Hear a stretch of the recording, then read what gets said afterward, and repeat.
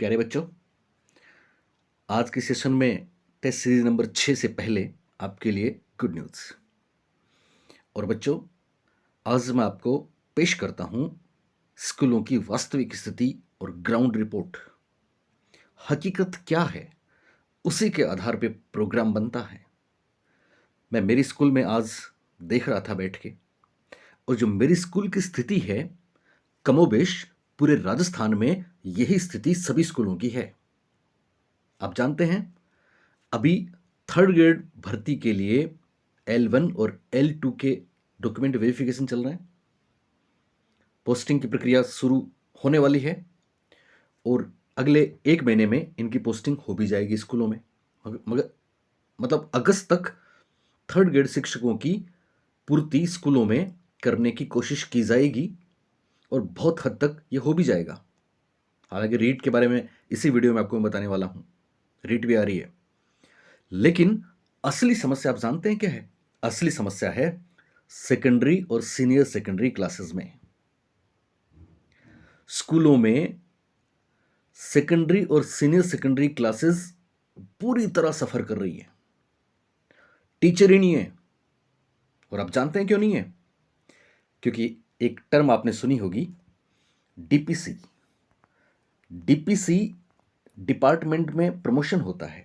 यानी डीपीसी का मतलब है सेकंड ग्रेड के शिक्षक व्याख्याता बन जाएं, व्याख्याता वाले वाइस प्रिंसिपल बन जाएं, वो प्रिंसिपल बन जाएं, इसको बोलते हैं डीपीसी। और प्रिंसिपल डीयूज बन जाएं। 50% पद डिपार्टमेंट के प्रमोशन के हिसाब से भरे जाते हैं, ऐसा रूल है, आप जानते हैं।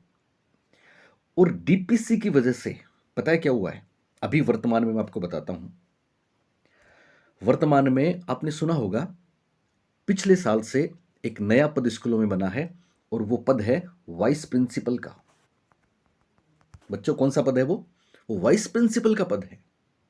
और जब से वाइस प्रिंसिपल का पद सृजित हुआ था पिछली बार, उसके बाद मैं आपको बता दूं, इस बार इसी साल की बात बता रहा हूं आपको, इस बार मेरे स्कूल में 3 लेक्चरर थे, 2 वाइस प्रिंसिपल बन गए। हर स्कूल में यह हाल है। यानी वाइस प्रिंसिपल जो बन गए हैं, इसका मतलब वहां पे सेकेंडरी और सीनियर सेकेंडरी क्लासेस को पढ़ाने वाले टीचर नहीं है। इसका मतलब साफ है, भारी व्याख्याताओं की कमी है, भारी सेकंड ग्रेड के शिक्षकों की कमी है। और इसके लिए ये वाली सरकार जुलाई में ही, सुन लें, इसी महीने आपके सामने भर्तियां ला रही है व्याख्याता और सेकंड ग्रेड की। हो सकता है विज्ञप्ति जुलाई के लास्ट वीक में या अगस्त के फर्स्ट वीक में आ जाए, लेकिन आनी तो तय है, श्योर है, 100% है। आज के वीडियो में हम ये भी देखेंगे कितनी भर्तियां आ सकती हैं, और अपनी टेस्ट सीरीज तो एज वेल चलेगी ही। पर सवाल ये उठता है बच्चों कि आप तैयारी कर रहे हैं, मेहनत कर रहे हैं, घर वालों ने आपसे आशाएं लगा रखी हैं, आप बार बार असफल भी हुए हैं, लेकिन फिर भी आप क्यों नहीं जागते जाने? विज्ञापन आने के बाद, विज्ञप्ति आने के बाद आप कितनी हस्टल फस्टल में रहते हो, कितनी उछल कूद मचाते हो, और कुछ नहीं होता उन 3 महीनों में। तो क्यों नहीं आप पहले से तैयारी शुरू कर दें? यह बात आपके दिमाग में नहीं आती? दूसरी महत्वपूर्ण बात, मैंने अभी मेरे चैनल पे सेकंड ग्रेड के लिए फ्री टेस्ट सीरीज शुरू करी। मुझे लगा कि जो सीरियस बच्चे हैं उनके लिए एक वरदान साबित होगा, और हो रहा है। आप देख रहे हैं कि जो चंद बच्चे मेरे पास आ रहे हैं रिजल्ट आने के बाद, एग्जाम के बाद, आप देखना। लेकिन आप फिर भी जाने कहां कहां भटक रहे हैं। क्या अब तक आपको लोग बाग रणनीति बताएंगे, शाम को पढ़ना चाहिए कि रात को पढ़ना चाहिए कि सुबह पढ़ना चाहिए? क्या अब तक आपको डॉक्यूमेंट वेरिफिकेशन की वो चीजें जो आपके अभी काम की नहीं है? मुझे तो हद तो तब होती है जब कोई आपको बताता है वीडियो बना के कि साहब डेट ऑफ बर्थ ऐसे लिखनी है, ऐसे सर्च करनी है, आप ई मित्र पे जाइए, अपने आप सारा काम हो जाएगा। लेकिन आप उसमें घंटों बर्बाद करते हैं। और हद तब हुई जब वो बच्चे बर्बाद कर रहे हैं जो अभी भी जो जो परीक्षा देके और उसमें सफल हुए ही नहीं है, आगे के लिए देख रहे हैं हम सब डॉक्यूमेंट वेरिफिकेशन कैसे होता है। ये लेवल है आपका। क्या बोलूं? अभी से मेरा ये जो वीडियो है, यहीं से आप तैयारी शुरू कर दें। कोई वजह नहीं है कि एक सीट आपकी नहीं होगी। हम बार बार आपको समझा रहे हैं कि पढ़ने के अलावा अंडरस्टैंडिंग के अलावा, कंसेप्चुअल चीज़ों को समझने के अलावा कोई विकल्प नहीं है, कोई सेटिंग नहीं है। सब कुछ फेयर होगा भविष्य में। जो बच्चे वास्तव में चीज़ों को समझेंगे वही जॉब पाएंगे, और हम तो आपके लिए फ्री तैयार कर रहे हैं सारी चीज़ें। मैंने आपको ध्यान है, अभी मैंने आपसे वादा किया था कि जीके में मैं आपको अभी 30 जुलाई से पहले पहले बेहतरीन राजस्थान की फैकल्टी से पॉलिटिकल साइंस, पॉलिटी जो बहुत महत्वपूर्ण पोर्शन है, वो प्रोवाइड करवाऊंगा। और कल से जेके सर की क्लास भी आप देख ही रहे हैं, कितनी शानदार क्लास है। मैं खुद देख रहा था, बहुत ही बेहतरीन कॉन्सेप्चुअल है। मैंने आपको बोला था ना कि राजस्थान में नहीं, नॉर्थ इंडिया में कंसेप्चुअली चीज़ों को बेस्ट तरीके से बढ़ाने वाले सर मेरे चैनल पे आए हैं।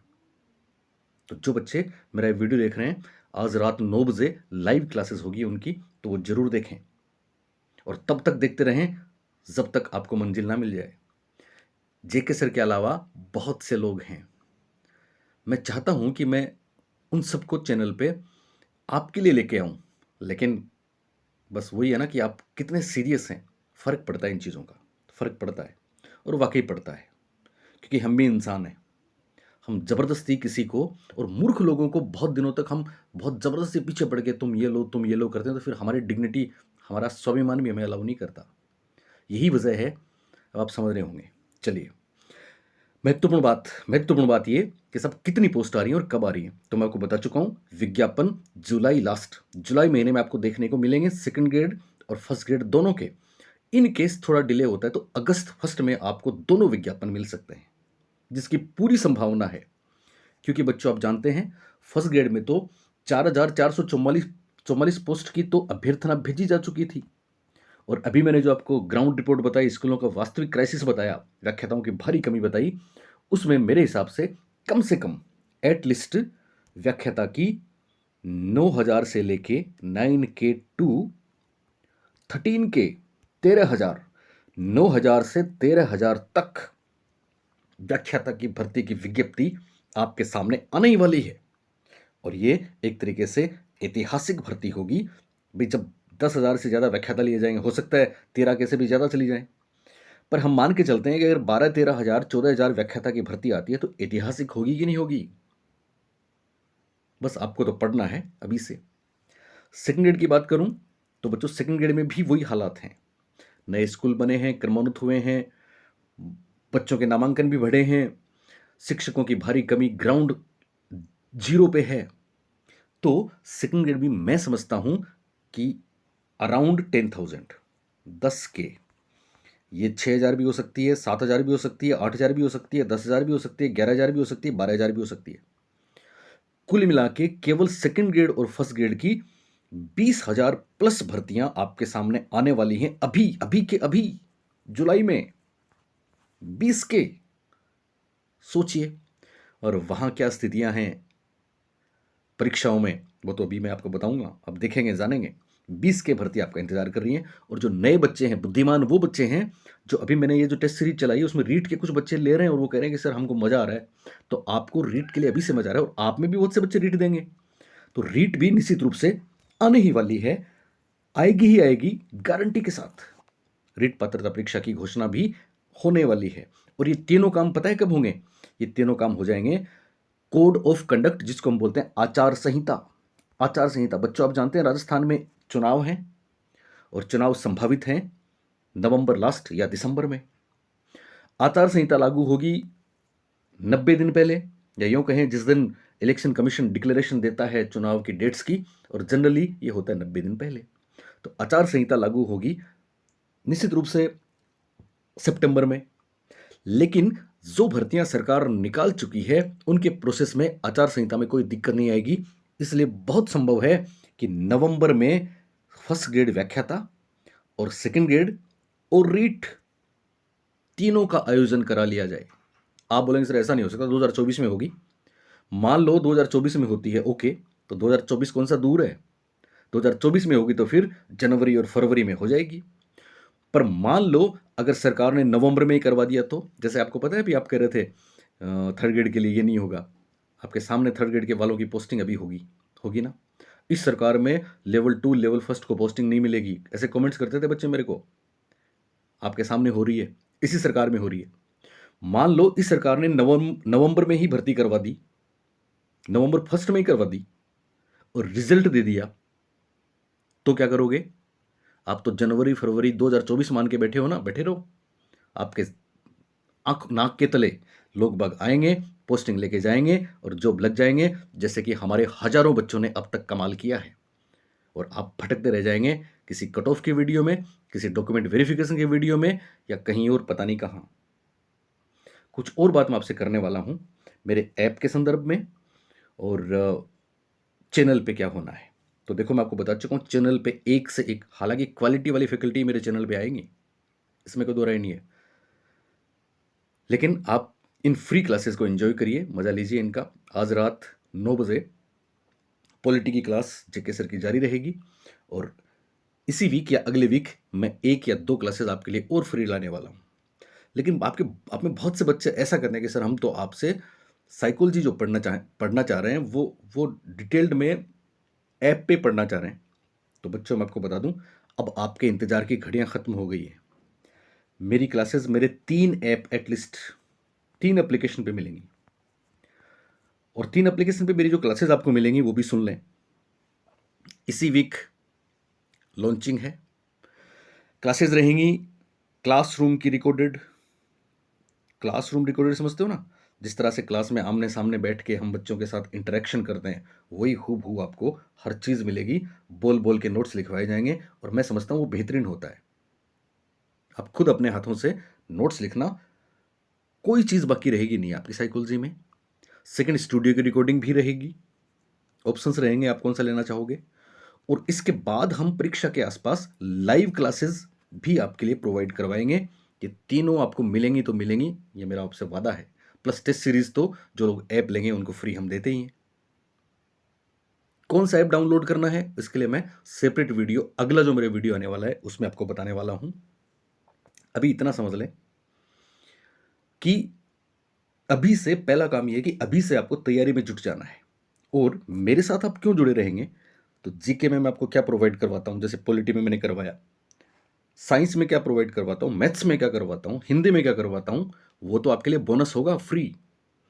लेकिन इंपॉर्टेंट बात यहीं से शुरू होती है कि अगर आप फर्स्ट ग्रेड व्याख्याता बनना चाहते हैं, तो आप जानते हैं 60 नंबर की साइकोलॉजी आपको परीक्षा में मिलेगी, 60 मार्क्स, और सेकंड ग्रेड में 40 मार्क्स, और रीट में 30 मार्क्स। ये केवल साइकोलॉजी की बात कर रहा हूं, लेकिन जो बच्चे हमसे साइकोलॉजी पढ़ते हैं वो इनके इतने ही मार्क्स परीक्षा में और अचीव करते हैं पेडागोजी के कारण से। हमारे कॉन्सेप्चुअल अंडरस्टैंडिंग जो बच्चों में हम क्रिएट करते हैं, डेवलप करते हैं, उनके कारण से। और हो सकता है, देखो इस बार आपको पता है 40% का रूल किया है, तो हो सकता है इस बार 40% के बजाय 30% कर दें, क्योंकि कुछ पद जो खाली रहे इस पर बात चल रही है कि साहब फर्स्ट पेपर में 40% या सब्जेक्ट में फर्स्ट पेपर में अलग अलग 40% की बाध्यता कम की जाए। अगर करते हैं तो थोड़ा आपके लिए ईजी रहेगा, अगर नहीं भी करते तो ये साइकोलॉजी आपको सेकंड ग्रेड में स्पेशली 40 नंबर की कमाल कर देगी। मैं समझता हूं मेरी बातें आपको समझ में आ रही होंगी। और अब हम चलते हैं आज की टेस्ट सीरीज पे। चलिए बच्चों, आज हमने चाइल्ड डेवलपमेंट या बाल विकास के कुछ बेहतरीन प्रश्न लिए हैं जो बार बार परीक्षाओं में आते हैं। इवन आप इनके विकल्पों में उलझ के रह जाते हैं। अगर आपने ध्यान से इस वीडियो को लास्ट तक देखा तो कोई वजह नहीं है कि बाल विकास में बहुत कुछ आपका क्लियर हो जाएगा। सबसे पहला प्रश्न है, कौन सा कथन समुचित है? समुचित है मतलब कौन सा कथन सत्य है? 4 ऑप्शंस हैं। पहला ऑप्शन है, परिवेश की भूमिका स्थिर रहती है, जबकि आनुवंशिकता का प्रभाव परिवर्तन हो सकता है। दूसरा ऑप्शन है, व्यवहारवाद के सिद्धांत प्रायः मानवीय विकास में प्रकृति की भूमिका पर आधारित हैं। तीसरा ऑप्शन है, विकास के विभिन्न क्षेत्रों में आनुवंशिकता एवं परिवेश सापेक्षिक प्रभाव परिवर्तनशील हैं। चौथा ऑप्शन है, भारत सरकार की विभेदात्मक क्षतिपूरकता संबंधी नीति मानवीय विकास में प्रकृति की भूमिका पर आधारित है। तो बच्चों, ऐसे प्रश्न आपको मिलेंगे। आपको पता है ना, बार बार ये परीक्षा में पूछे गए हैं। ये टेस्ट सीरीज भी अपनी वही है, एग्जाम में आए हुए प्रश्नों का सॉल्यूशन मैं आपको करवा रहा हूं ताकि आपकी समझ बढ़े, अंडरस्टैंडिंग बढ़े। सबसे पहले इसको समझने के लिए मेरे बच्चे जितने मेरे से पढ़ चुके हैं ऑफलाइन ऑनलाइन, वो एक झटके में करेंगे, और ये मैं दावा करता हूं। लेकिन जो बच्चे एकदम नए मेरे चैनल पे हैं वो सुन लें। पहली बात आपको समझनी है, एक छोटी सी बात आपको बताता हूं।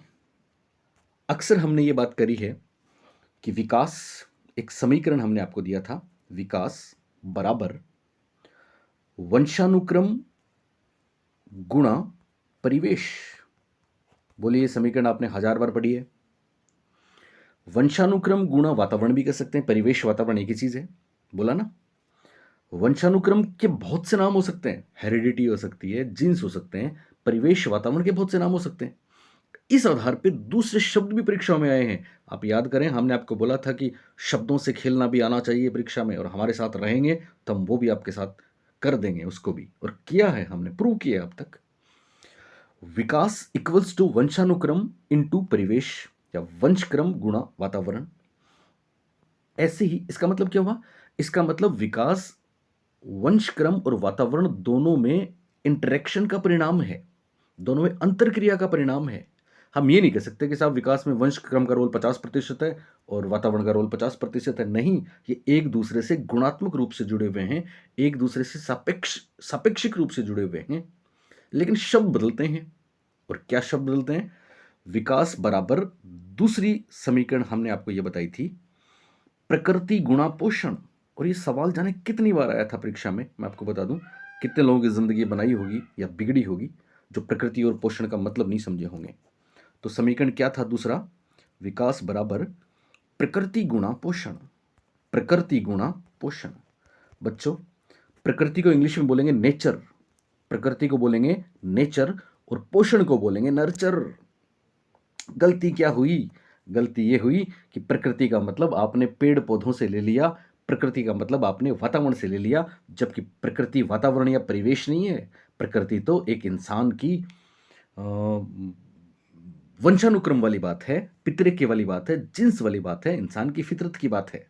तो प्रकृति का मतलब है वंशानुक्रम, और पोषण का मतलब है वो वातावरण जो आपको मिलता है। तो नेचर है, नेचर का संबंध है जेनेटिक्स से, नेचर का संबंध है हेरिडिटी से, नेचर का संबंध है, प्रकृति का संबंध है आनुवंशिकता से, और पोषण या नर्चर का संबंध है वातावरण से।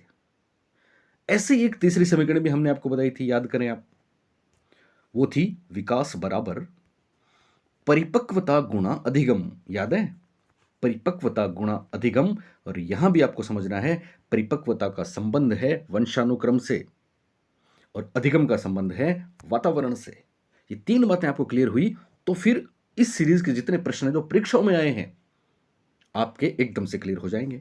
पढ़िए पहला प्रश्न, कौन सा सही है बताना है। पहला ऑप्शन हमने देखा, परिवेश की भूमिका, परिवेश का मतलब वातावरण, परिवेश की भूमिका स्थिर रहती है। हमको बताना है कौन सा सही है, ध्यान देना। यानी ये ऑप्शन कह रहा है कि वातावरण की भूमिका तो स्थिर रहती है, स्टैटिक रहती है, बदलती नहीं है, जबकि आनुवंशिकता का प्रभाव परिवर्तन हो सकता है। आनुवंशिकता का प्रभाव परिवर्तन हो सकता है, इसका मतलब आनुवंशिकता बदलती है। तो क्या आनुवंशिकता बदलती है? जवाब है गलत। ये तो एकदम विपरीत बात कह दी।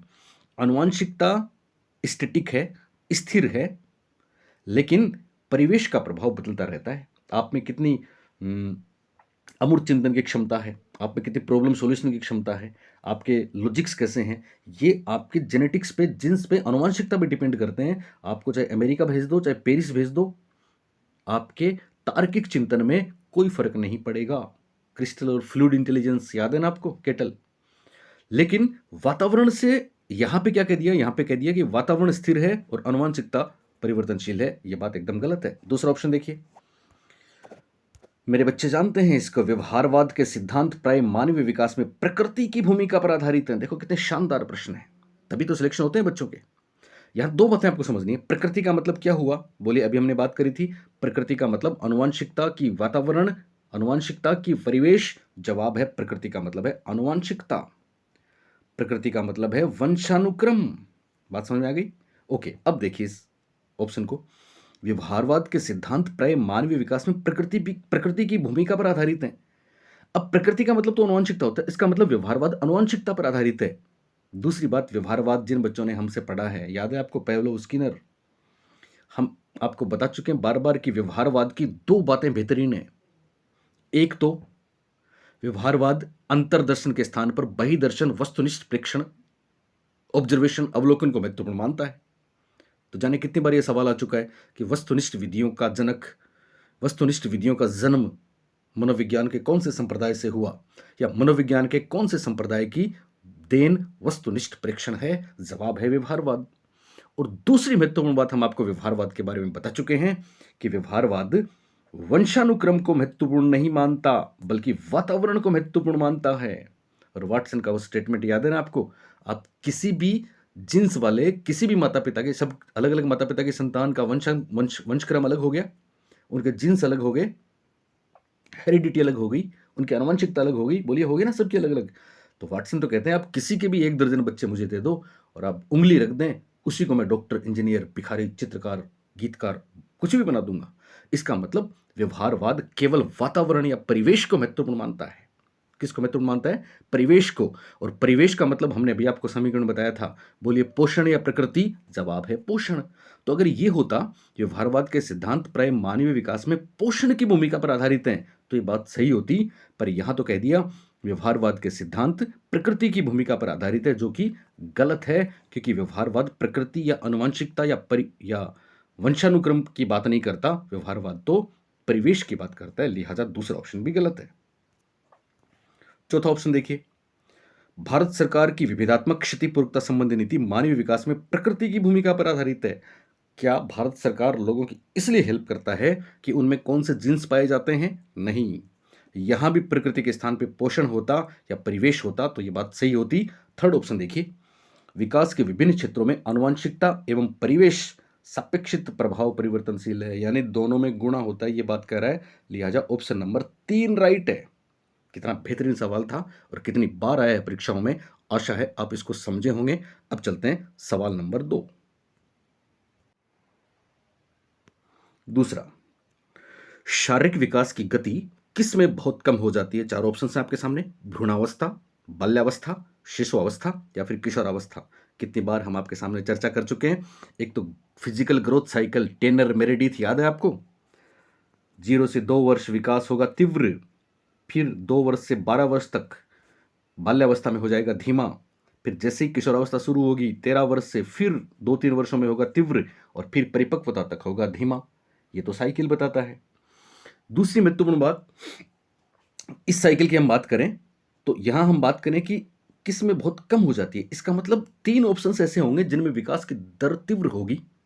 यहां पे आप देखिए 0 से 2 वाला जो समय है तेज होगा, और फिर 13 वर्ष से 2 वर्ष वाला समय है तेज होगा, बीच में बाल्यावस्था वाला जो समय है 2-3 से 12 वर्ष तक धीमा होगा, और आरंभिक किशोरावस्था के बाद में परिपक्वता तक वापस धीमा होगा। इतनी सी तो बात है। अब यहां पे आप देखिए 0 से 2 वर्ष को हम शिशुअवस्था बोलेंगे, बिल्कुल बोलेंगे। तो शिशुअवस्था में विकास तीव्र की धीमा? जवाब है तीव्र। किशोरावस्था विकास तीव्र की देखो, शिशुअवस्था के 0 से पहले 2 साल लिए, किशोरावस्था के भी पहले 2 साल लेंगे, तो ऑप्शंस क्यों कैसे दिए अगले ने? तो किशोरावस्था में भी तीव्र होता है, इसका मतलब 2 जगह तीव्र हो गया। तीसरी बात जो हम आपको कई बार बता चुके हैं कि अगर आपसे ऐसा सवाल पूछ लें कि साहब जन्म के बाद विकास की गति किस में अधिक होती है, तो याद रखना शिशुअवस्था में अधिक होगी और किशोरावस्था में होगी। ठीक है, ग्रोथ साइकिल यही कहता है। दोनों में अगर लड़ाई करा दें कि साहब दोनों में आपको एक आंसर छांटना है कि सबसे धीमी किसमें होगी, सबसे तेज किसमें होगी, शिशुअवस्था, बाल्यावस्था, किशोरावस्था, तो हमको बोलना है सबसे तेज शिशुअवस्था में होगी।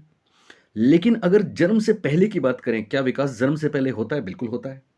और जन्म से प्रीनेटल पीरियड की 3 स्टेजेस हमने आपको बताई हैं, याद है ना आपको? जर्मिनल, एम्ब्रियोनिक और फिटल। तो क्या जन्म से पहले विकास होता है? बिल्कुल होता है। स्पीड क्या रहती है? बहुत तेज रहती है। इसका मतलब अगर ऐसे 4 ऑप्शन आ जाएं परीक्षा में कि विकास की गति सर्वाधिक किस में होती है, भ्रूणावस्था, बाल्यावस्था, शिशुअवस्था, किशोरावस्था, तो हम जाएंगे भ्रूणावस्था के साथ। यानी जन्म से पहले विकास की गति सबसे अधिक होती है, जन्म के बाद शिशुअवस्था में विकास की गति तेज होती है, बाल्यावस्था में कम हो जाती है, किशोरावस्था में वापस तेज हो जाती है, और फिर किशोरावस्था के बाद परिपक्वता तक वापस धीमी हो जाती है। ये बात समझ में आ गई? अब ये सवाल क्या पूछा है उन्होंने, किस में बहुत कम रह जाती है, तो बहुत आराम से आप बता सकते हैं भ्रूणावस्था सबसे तेज, शिशुअवस्था तेज, किशोरावस्था तेज, लेकिन बाल्यावस्था में विकास होता है धीमा। तो यह सवाल बहुत बार पूछा गया है। क्वेश्चन नंबर 3, मानव विकास के को क्षेत्रों में विभाजित किया जाता है वह है। ये बहुत बार पूछा गया सवाल है बच्चों, और हमारे बच्चे इस बात को बखूबी जानते होंगे। हम बता चुके हैं आपको। हम शुरुआत इससे करते हैं, याद है आपको? PCSE, याद है ना? विकास के अलग अलग आयाम हैं, उनमें 4 महत्वपूर्ण आयाम हम आपको बता चुके हैं। फिजिकल, कोग्निटिव, सोशियल, इमोशनल, यानी शारीरिक, संज्ञानात्मक, सामाजिक और सांवेगिक, या फिर भावात्मक, या फिर संवेगात्मक। तो शारीरिक, संज्ञानात्मक या मानसिक, सामाजिक और संवेगात्मक 4 बता चुके हैं। अब यहाँ पे देखिए जो ऑप्शन आए, पहले ऑप्शन में संवेगात्मक, सामाजिक, शारीरिक और आध्यात्मिक आ गया। आध्यात्मिक PCSE में है ही नहीं।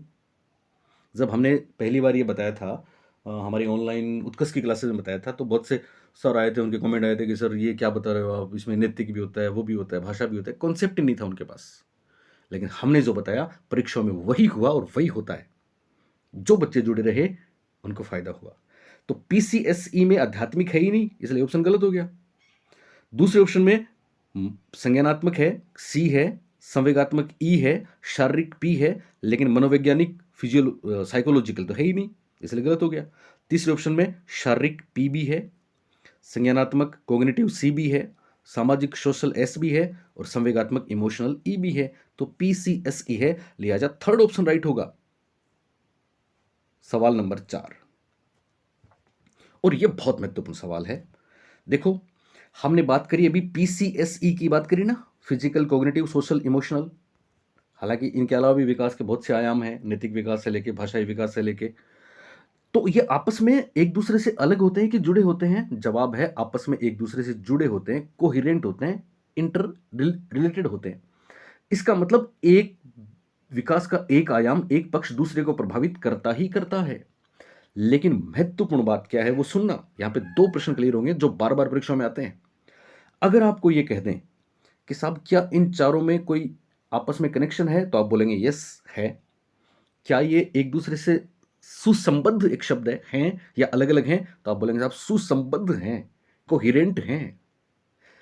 लेकिन अगर आपको ये कह दे क्या इनका कोई क्रम है, तो बच्चों ध्यान रखना, चारों में सबसे पहला जो है फिजिकल, वो सबसे पहले आएगा, ये गारंटी है। लेकिन बाद वालों का क्रम निश्चित नहीं है, बाद वालों के कोरिलेशन पॉजिटिव या नेगेटिव हो ये फिक्स नहीं है। मतलब क्या इस बात का समझना, यानी किसी का शारीरिक विकास तेज है तो बाकी विकास भी तेज होंगे, और शारीरिक धीमा है तो बाकी भी धीमे होंगे। ये प्राइमरी फैक्ट है, इसलिए फिजिकल एक नंबर पे है। लेकिन हम ये नहीं कह सकते कि किसी का सामाजिक विकास धीमा है इसका मतलब उसका संवेगात्मक विकास भी धीमा होगा, ये जरूरी नहीं है। यानी बाकी तीनों में पॉजिटिव नेगेटिव कोरिलेशन की गारंटी नहीं है। हालांकि चारों आपस में संबंधित हैं, लेकिन एक नंबर पे प्राइमरी फिजिकल ही आएगा। ये सवाल इसी पे था जो परीक्षा में आया था। एक बालक का शारीरिक विकास बहुत धीमा है तो बहुत संभव है कि उसका मानसिक विकास, बोलिए, तेज होगा कि धीमा होगा, कि कोई प्रभाव नहीं पड़ेगा, कि कभी धीमा कभी तेज होगा। जवाब है शारीरिक विकास धीमा है तो उसका मानसिक विकास भी क्या होगा, धीमा होगा।